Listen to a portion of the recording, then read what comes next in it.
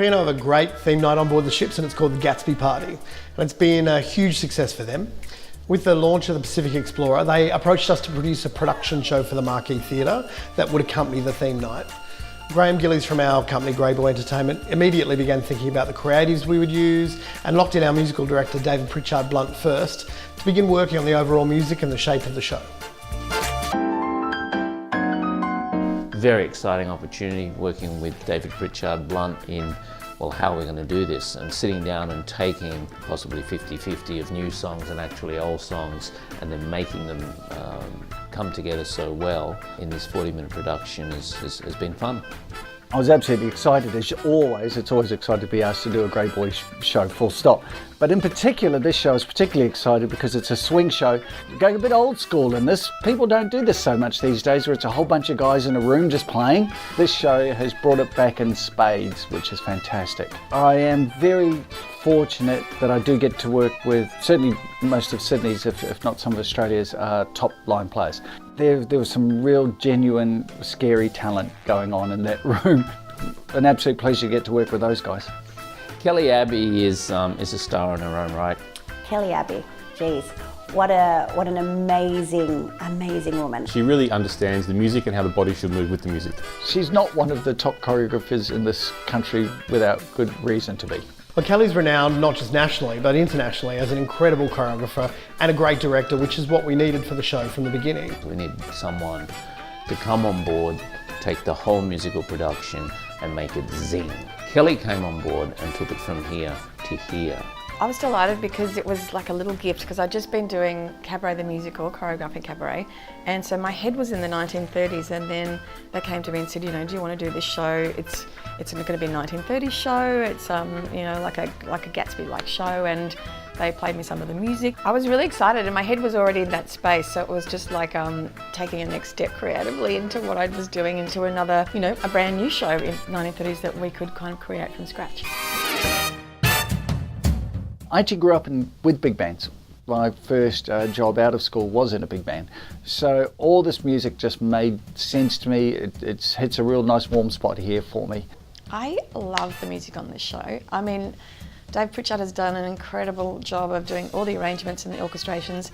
What I love is it's a really perfect mix of music of yesteryear and current music, and sometimes you wouldn't think that those two things could sit side by side, but they do have a perfect fit in this show.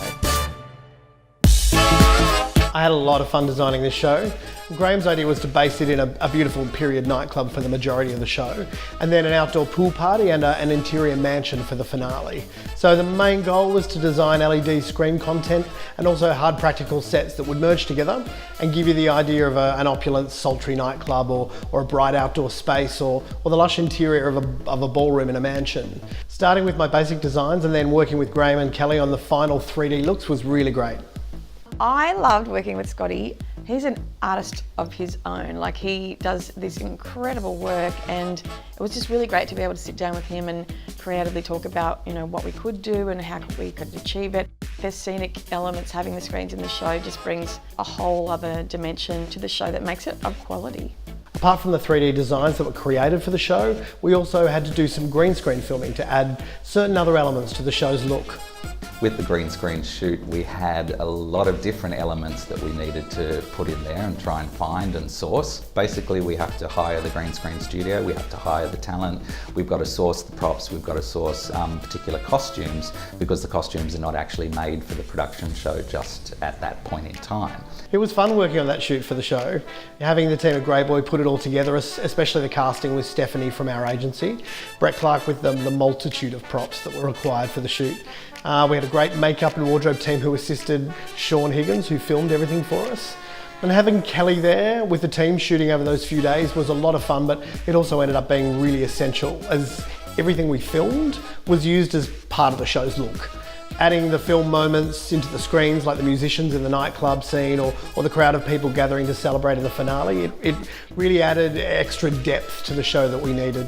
Every bit of design is important for a production. Brett Clark from our office was in charge of looking after the many props and the smaller set pieces for the show, and that itself was a huge challenge. So basically I go out, I try and find the most elegant little pieces that I can find and then create these little lamps and flower decorations down to ashtrays, to cigars, to drink glasses. I think the fun piece for this particular show was the pool scene, finding all of the different particular props for that, whether it be a main set piece or whether it be a handheld prop for one of the particular cast members. The attention to detail with the show, I think, was paramount. I think it's this sort of detail that elevates a show to the next level. This is the kind of thing that I love doing. I like all the period type of costuming and shows that have got like a theme. So I could go really quite full on and make it quite opulent for various sections and make this like a really good like 1930s styled show. You have to allow and put panels in and design lines into the costumes that will look sleek and long and drapey, but then when the girls have to kick, there's a reason or an ability that they can do what is needed in the choreography. So I like that challenge, as well as trying to keep it so the silhouette looks the same and correct, yet there's hidden things in there or the ability to do whatever's needed in the choreography. When I heard Kelly Abbey was choreographing and directing on Let's Misbehave, the first feeling was nervousness, but so excited to eventually work with this woman that I've been inspired by my whole life. And to have her in that room and to learn off her and be inspired by her every day, not only was it amazing for the dancers, but everybody in that room that was involved in that show was inspired. It was very hard not to be inspired by her. She's an incredible woman. My processes have to be, really fast at downloading all the steps as such, and then how everyone receives that is very individual to everyone in the room. So someone might grasp onto steps first and not get story till well later, and then someone might grasp story and not get steps till well later, and so you have to cater for everyone in the room and everyone's individual process, and then including my own, which for me, I like to get story out as I do it. I'm not someone who just sets steps and then goes back and go, well, I think this might mean this, or it's like doing a painting. It's an incredible process, it's creativity, it's what I'm addicted to. And I think your challenge then becomes to inspire them to want to give it their best. And so I think that's what I do love to focus on. I love to focus on inspiring people to be more of themselves. That's something that I think is really important. Singapore dry dock is an experience. It's an experience. The dry dock process is crazy. You're finally setting the show on stage and locking in all the elements like the choreography and the direction, the costumes, the set pieces, the LED screens. It's always interesting watching new people that come into our world have to deal with all the elements that we deal with on a daily basis, trying to get shows up and running so quickly. You go from seeing a sketch of something in a rehearsal room to see it coming to life. As complicated and as hard as it seems some days, it's amazing to watch the show develop from what it was in rehearsals to what it ends up on stage. And we're on such a short time frame that you just got to make on-the-spot changes. And I think Kelly, she was quite inspired by how we had to work, to be quite honest, because it's a different world. But it's also the moment we get to finally put the lighting into the show with Gavin Swift and see the whole thing as a finished package. Gavin Swift. I've known Gavin Swift for a really long time. I think when I was back doing a show called Sweet Charity, he lit me. And I was lucky to work with her again on musicals like Footloose and Xanadu and other corporate events and concerts. When I found out that Gavin was going to do this show, I was like, oh, I feel completely safe. Gavin is really great at incredible dynamics to make something, explosive, but he's really, really great at intimacy as well on stage and achieving that. And he really understands dance, and I think there's a lot of lighting designers that don't. So, in that way, he's a perfect fit for this.